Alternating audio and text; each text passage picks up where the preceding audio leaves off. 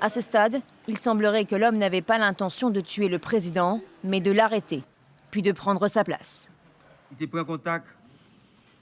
Il a contacté une société spécialisée dans la sécurité pour recruter des bandits.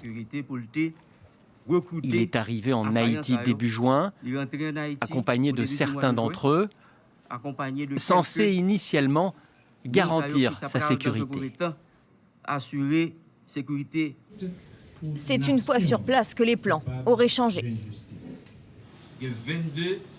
Il y a 22 autres assaillants qui ont rejoint la première équipe et des contacts ont été pris avec des ressortissants haïtiens. Car le commando était composé de 26 Colombiens. 18 sont désormais sous les verrous, 5 ont pris la fuite et 3 ont été tués. Des Américano-haïtiens ont également pris part à l'assassinat. Tous auraient été recrutés via les services d'une compagnie vénézuélienne basée en Floride. L'enquête est notre principale préoccupation. Il n'est pas possible qu'un président soit mort dans ces conditions. Pour tenter d'apporter des réponses, des membres du FBI, du département d'État, du ministère américain de la Justice et du département de la Sécurité intérieure sont arrivés dimanche en Haïti.